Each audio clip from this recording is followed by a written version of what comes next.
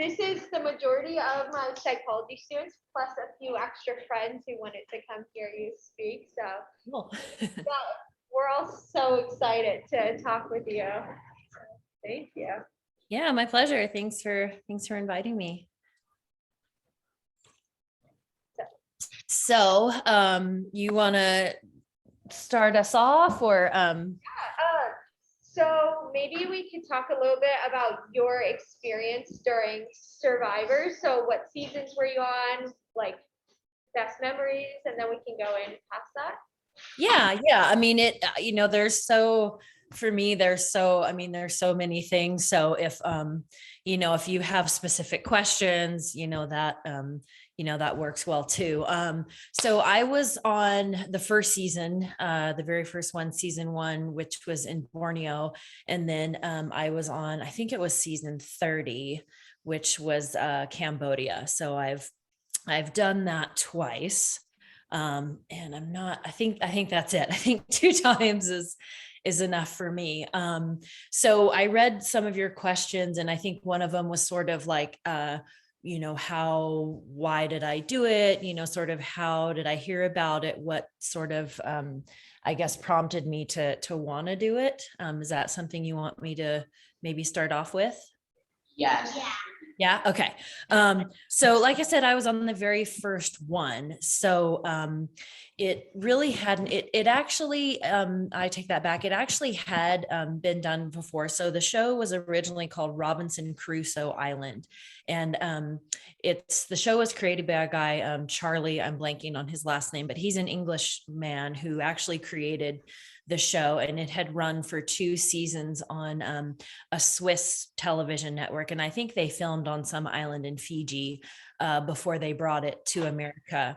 So it was done, but it wasn't, well known. And then Mark Burnett bought the rights and then brought it to America. But in terms of America, the only other, sort of reality TV that had been done before was, I think, The Real World on MTV. So really didn't know kind of what it was going into it. There was, zero information about it. And kind of the story, how I ended up doing it is a little funny. So prior to going on Survivor, I had been, my background is in, I had been a outdoor guide. I went to school in Las Vegas. I worked at the student, outdoor rec program at the university, and we did rafting and snowboarding and backpacking trips and horseback riding and climbing. And so I had been a guide doing all those things before. And before I'd heard about Survivor, I had just spent 21 days in the Grand Canyon. I went on a private Grand Canyon trip, and when I came out of the Grand Canyon, I was at my mom's house because I had to give up my apartment and quit my job to go spend, a month down at the bottom of the Grand Canyon. But I was on a trip with 15 other people that I didn't know all that well. They were guides from other companies that I didn't, I kind of just sort of high by in passing. So you spend 21 days with people and you're, at the bottom of the Grand Canyon, you kind of have to, sort of figure it out. So I was 3 days out of the Grand Canyon, and, my mom is like, what are you doing? Where are you going? You got to register for school and get a new job and blah, blah, blah. And, I'm like still sunburnt and tired, and my hands are cracked and bleeding and everything. And I'm just like, oh my gosh. Okay. And so my mom came home from work that day, and she would go on the CBS website and check the news. And so she printed out this piece of paper, and it was like this little cartoon drawing of a dude sleeping on an island, like the stereotypical, one little patch of sand with a palm tree. And it said, 39 days, Borneo, 16 people, $1 million survive. And that was it. And she handed it to me and said, well, you kind of just did this, on the Grand Canyon, you should do this. I was like, yeah, I should do that. So I started the application process, but, again, there was really, no information. We knew we were going to Borneo. We knew it was 39 days. We knew there were 16 people, but other than that, that was it. I mean, we knew obviously they were filming a TV show, but it was never, that was never on the forefront, because in our contracts, it said, hey, we're going to go and do this and we're going to film this. But, it may never see the light of day. It may never go to television. We may air one episode and it sucks and everyone hates it, and then it's canceled, and thanks for playing.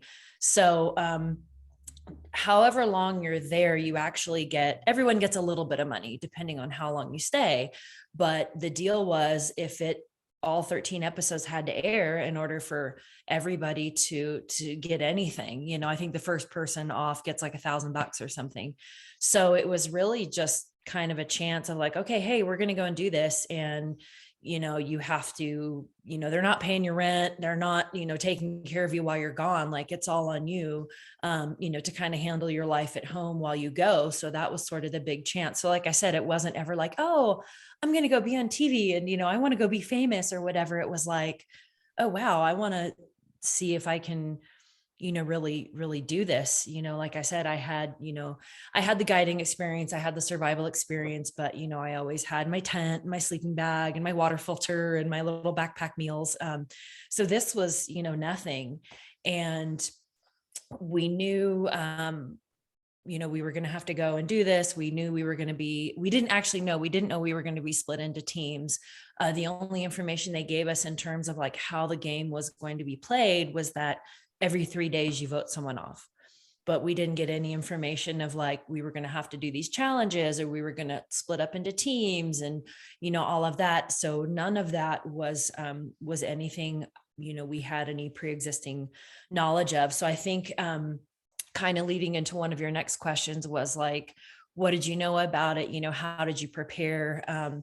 So for me, one of the biggest things I did was I really tried to study on the area. I read, a lot of books about Borneo. I have, family in the military that, were special ops and Navy SEALs. And so I tried to get as much like, more like survival knowledge. I read a lot of books about like native tribes of Borneo and like how they built their houses and what they ate.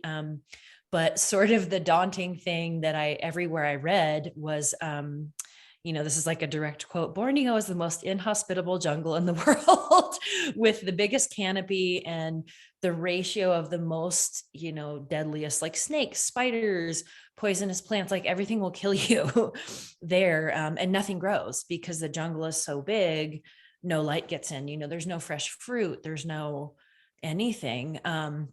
So when we actually got there, the production pretty much gave us this little laminated book, and I was trying to find it to show you guys, but it's buried in storage somewhere. But it's basically like a little laminated book with pictures, and there's like 5 things in there. Instead of saying don't do this, don't do that, they took the opposite route. They were like, okay, these 5 things won't kill you. Everything else, don't touch, don't look at it, don't collect water from it, don't brush it up against your skin, don't try to eat it. So, people say, oh, was it really that hard? And were you eating peanut butter sandwiches off camera? No, no, we absolutely were not. And, the crew that was there with us, they when you see these things on TV, it's like someone's there filming it. So, they were kind of going through a lot of the same things we were. They were, camping out with us. They were, obviously not allowed to eat in front of us. But that first one was very rough, I think obviously for us, but I think also for the production, because, like I said, they had never done it before. They had no idea what they were doing. So we were all just kind of trying to figure it out, as we went along. Okay, I'll pause for questions. I'll have any questions. Where did you guys go to the bathroom? Like, did you have like a designated spot? Where did we what? Use the restroom. Okay, I was gonna say the first question's got to be about the bathroom. That's everyone's first question. They actually advise you, which is something we advise people like on river trips and stuff. Like if you got to go pee, you go in the water. If you got to go something else, you hike in and you dig a hole. But so we actually had sort of a designated bathroom set up downwind. We had some wooden boxes that when we jumped off the ship, we were allowed to, 2 minutes to grab anything we could. So we grabbed a bunch of boxes and just dug a hole and sat a box on top of it. And it was right behind a palm tree that had fallen down. So that sort of the designated bathroom. And that was the only place that they were not allowed to film us. So they would literally follow you to the palm tree and like, okay, going around the palm tree.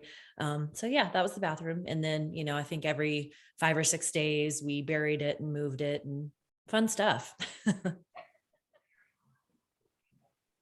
Yes, Serena. It's hard for me to hear you back there. Did anyone get bit or eat something poisonous? Not real. Well, I mean, the bit part, yeah. I mean, we all got, sort of wounded in certain ways, but no, nobody ate anything poisonous because we knew, ahead of time not to eat or touch anything. There was a couple of like fish and there was these really insane, they looked like giant hermit crabs that we were really tempted to eat, but sort of not knowing like that much about them. And it was also red tide when we first got there. So, kind of iffy about the shellfish, but there's sand flies, there's, mosquitoes, there's black flies, there's leeches, not the big fat. I mean, there are the big fat leeches you can see, but there's little teeny tiny, they're almost clear microscopic leeches that you can't see, that will get in your ears. They will crawl everywhere. So we all got a bit of those, and rats, there's rats everywhere. So, I mean, we all got, bit by rats. But I think kind of the biggest thing was Sue, kind of towards the end, she got poked by a stingray in her hand, and that was kind of the big thing. But you're so we had no food, we were so malnourished, and it's incredibly tropical. We were 9 degrees north of the equator, so everything's just wet, and your body just can't heal, your skin can't heal. So any tiny little bite or cut that you had, it's like, medical would come and check you out and try to put a Band-Aid on it. And like that, that doesn't work. So, you've heard the expression like rub some dirt in it, walk it off. I mean, that was literally what you had to do in order to get your wounds to heal. You would just throw some dirt in it, throw some sand in it, and hopefully it would scab over. But yeah, shockingly, nothing major other than the stingray happened. I know one of y'all had a question about alliances that you wrote down.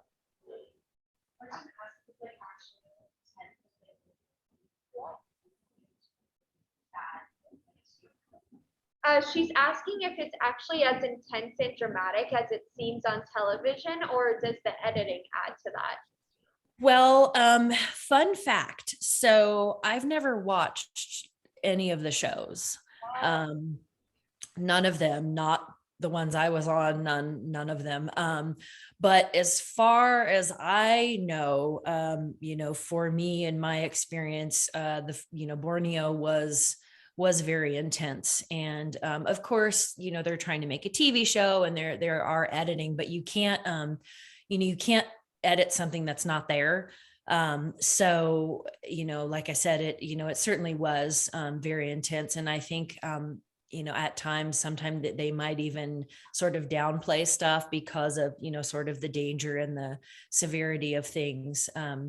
But yeah, I mean, that's, certainly a question I get all the time is like, how real was it? And was it really that hard? I mean, yeah, let me put it to you this way. I lost 24 pounds in 39 days, plus another 10 once I got home. I ended up contracting parasites, fungus, and amoebas in both my large and small intestines. And actually the CDC wanted to quarantine me because it was strains that they had never found in anyone in the US. So, that's definitely real.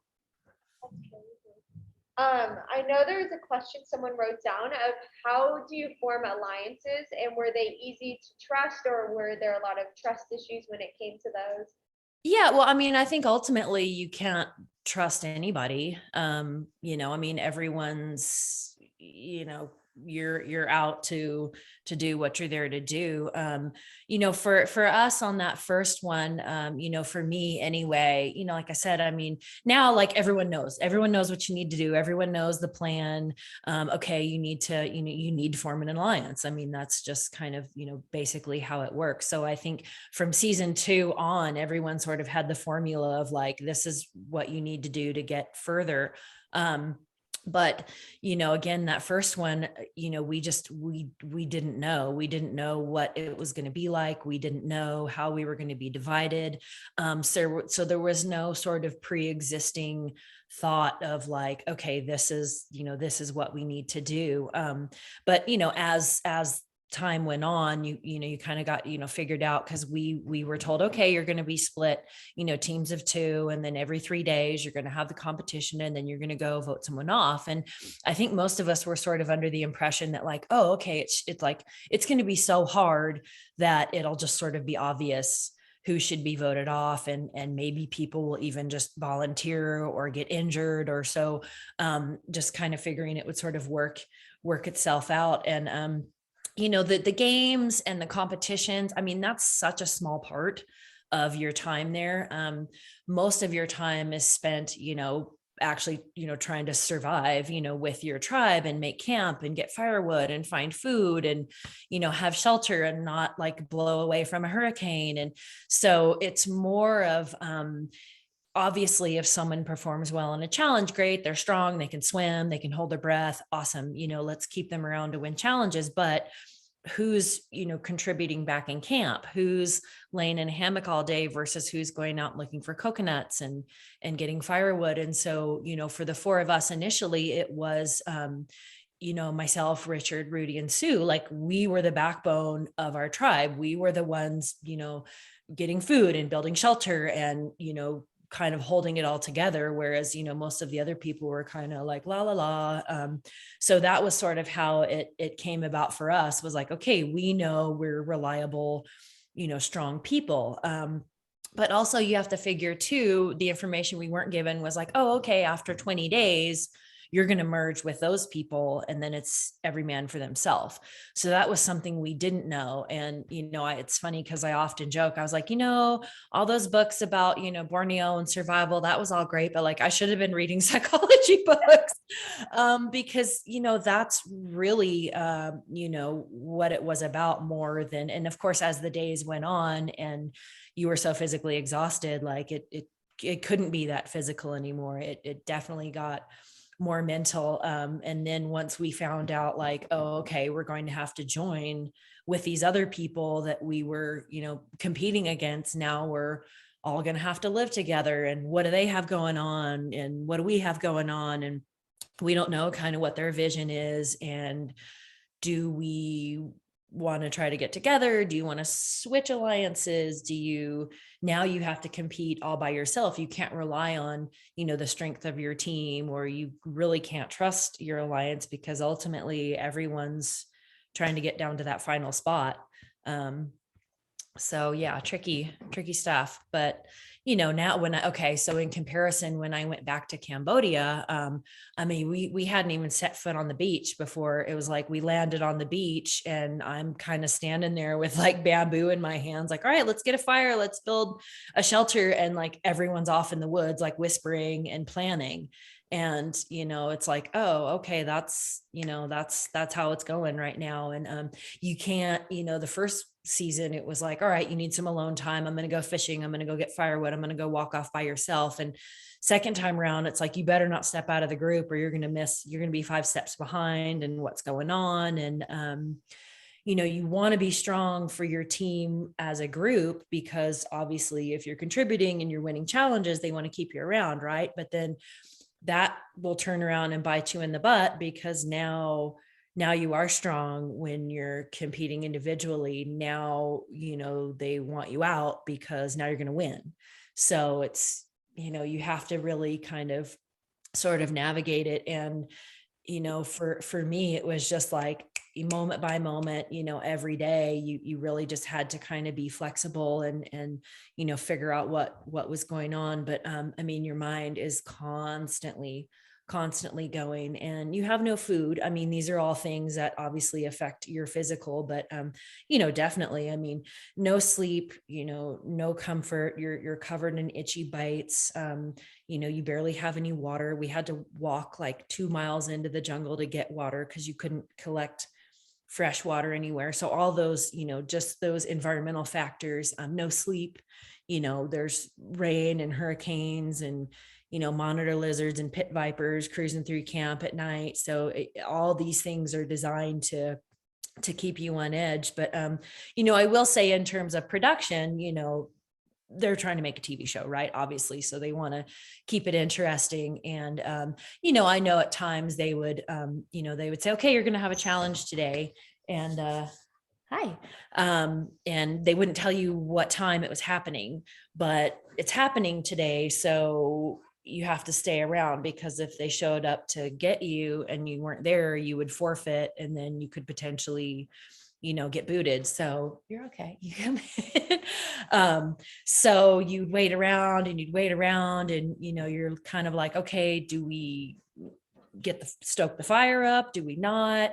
Do we go look for food if they come and we're not there? And so we'd wait and wait and wait all day. And, it'd start to get to be sunset, and, we had no matches. We had no flint and steel. Once the fire was going, it was going. We had to constantly keep it going. And we'd be like, okay, maybe they're not coming today. Maybe they canceled. So we get the fire going, we'd go try to put the food on, and then they'd show up. Okay, it's time for your challenge. So they, purposely, I think, try to kind of get you on edge and get you sort of angry and agitated. And so, yeah, that was fun. Anyone else have a question on the top of their mind, or I'll go from our list? I have a question, sorry. Were there any like romantic relationships going on Survivor that like blew up or anything? Like, what was the scandal? He said, was there any romantic relationships? Because in like one of the seasons we were watching, there were like romantic feelings happening. So not on my season. I mean, not on my team. I think, on the other side, Greg and Colleen might have had a thing going on. But, they were never like openly, making out or lovey-dovey. And it's, that was sort of that was the furthest, thing from my mind and most people's minds. You're too busy trying to do other things to even worry about like, oh, hey, you're kind of cute. Like, no. another question a few people asked was, what was Jeff Probst actually like? He was the host when you were there, correct? Yeah. Well, the first time around, Jeff Probst was really nice and cool. Like I mentioned, the production was trying to figure it out just as much as we were. And so, for him, he was just like, okay, hey, we're going to go do this, host it. He wasn't given any like script or, sort of template to follow. They just kind of threw him out there. Same with us. So I think, I think he did a great job. I think he did the best he could. And, for him, it was constantly changing all the time. So there was no really set rules depending on what happened between us, depending on what happened in the day. They were constantly, sort of changing their vision. And there were several times that, I recall him really kind of standing up for us, because now, I'll let you in on a secret. Now, when you see each person has a double, a doppelganger. So when they're showing the challenges and things like that, and they're kind of like, okay, we're going to do this, and then they replay and stuff. It's actually not us doing the challenges. I mean, we literally do the challenges, but when they're kind of trying to show like, here's how it's going to go down as like an example, and then they sort of cut to the contestants actually doing it. It's not us. It's our double running through the games, and they have people test the games before they have us do it. And they figured this out after the first one, because they have to have all the different camera angles. They have to, show the feet running, and then they have to have the aerial, and then they have to have the this and somebody climbing on that. So that there's about 7 different, camera angles and shots that go into that. So, since Survivor, I've worked a lot in television, both in front and behind the camera. So I'm aware of like all the shots they really need. But for us, they would make us do it over and over and over again. So we'd be at the starting line of a challenge and, okay, ready, go. And we'd run. And then they would say, okay, stop, run back and do it again. And they'd have us do it 7 different times. And that's like, that really messes with you when you're, adrenaline and amped and you're like ready to do the challenge. And then they make you stop and then climb up the thing and then stop. And you're physically exhausted. So they figured out, hey, maybe that's not so fair to make them do it over and over and over again. So one of the instances with Jeff was we had to keep jumping off this dock and diving into the water to like hold our breath. And they kept making us do it and do it and do it. And believe it or not, it gets really cold in the tropics, especially at night when you don't have any clothing and you're constantly getting wet and it's windy and the sun was going down. We hadn't, that was specifically the challenge where we hadn't built up our fire. So we were really worried about getting back to camp before the fire went out, and they kept making us do it and do it and do it and jump in the water and jump in the water. And Jeff finally was like, enough, like you can't, no, he literally kind of stepped in and was like, no more, they're done. Let them go back to camp.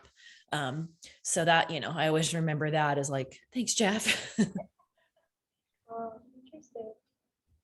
Y'all have any questions that pop up, or you want to keep going from your list? Going from the list. Another question that they wrote down was, in what ways was Survivor a psychological game? Oh, in what ways was it not? I mean, I think pretty much in every way it was, a lot of people say, oh, it's, it's not real, it's just a game and yada, yada. And like, if you think about it, like, okay, you have a bunch of people who are vying for, $1 million. And, now I think after it's obviously been a successful TV show, I kind of question the, intentions of people that want to go on it. Is like, are they really into it for the challenge? Or do they just want to, get on TV and, be famous kind of thing, get their 15 minutes. So, you have all these people who have a goal, and what are you willing to do to get to that goal? And I can't think of anything else that would sort of mimic, real life, particularly if you're talking, corporate, the corporate world. Okay, what are you willing to do to get to the top of the ladder? What are you willing to do? What are you not going to do? What are you going to compromise? Who are you going to step on? Who you're going to take with you? That type of thing. And your, relationships are constantly changing. And, you don't know these people. I mean, these are 15 other people you've never met before. You don't know anything about them. You haven't spent any time with them. And, day one, that's your best friend. You're going to like go to the end with somebody you have no idea. So I think pretty much in every way, it's psychological. Another question. Yes. Oh yeah.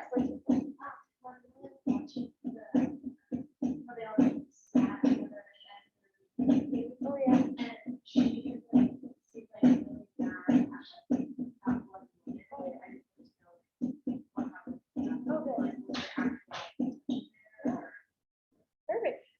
So we watched the episode, the very last one where you guys did the interview after the finale and all of that.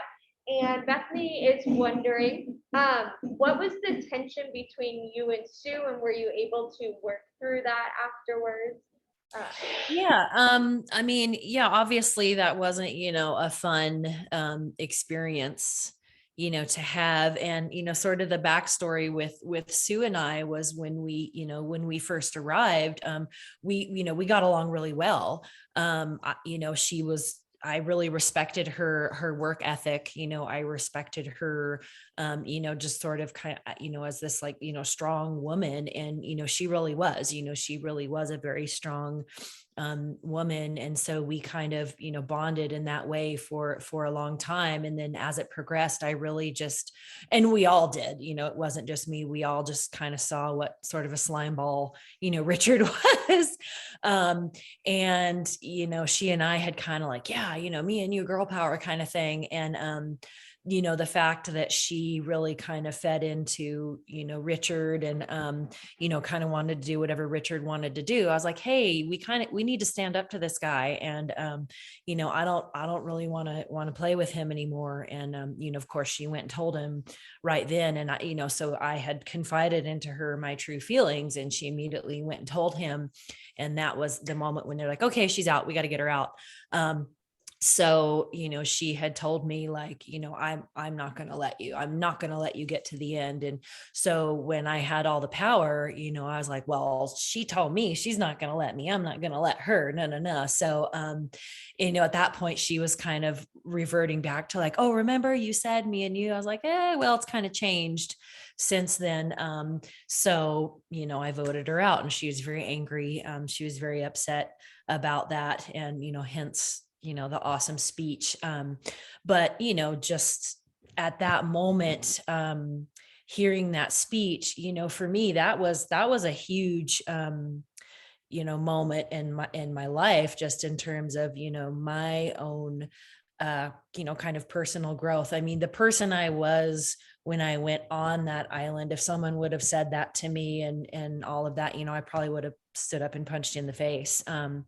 But at that moment, it was like I had this amazing sort of calmness wash over me that was shocking. I mean, to me, and, even to my family and everybody who knows me, I can't believe you didn't stand up and punch her. I was like, I know, I can't explain it, but it was just like this, almost like a sonic boom went over me. And I just like felt myself elevate, like as a human, like, oh, I'm better than that. I'm better than that. I'm better than her. And I'm not going to go there. And that's when all the words I could find was, I'm sorry you feel that way. And it was just, I mean, cause we're facing the camera, but there's this whole, army of cast standing behind, and everyone's just like, and holding hands, and people are crying.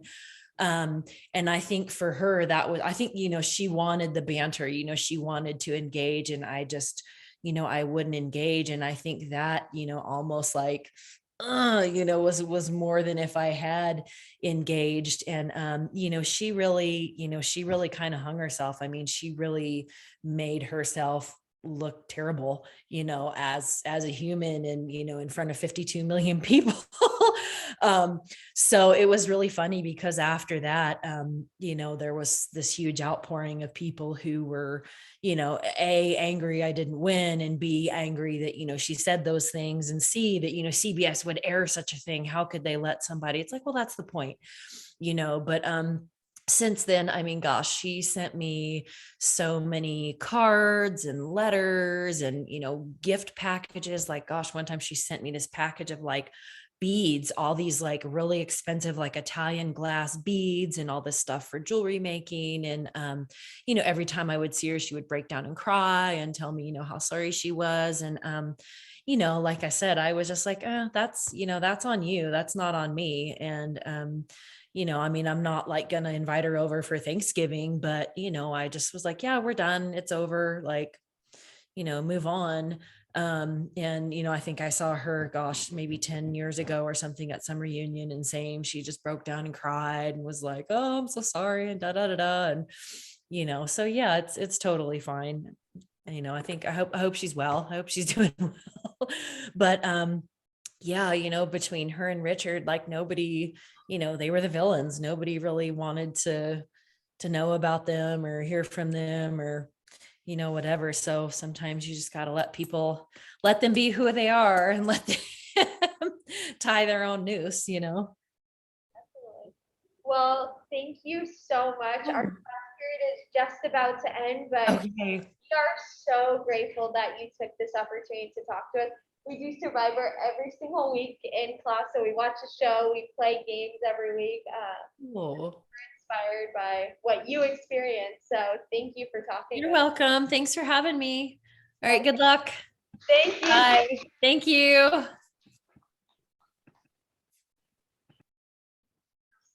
Like,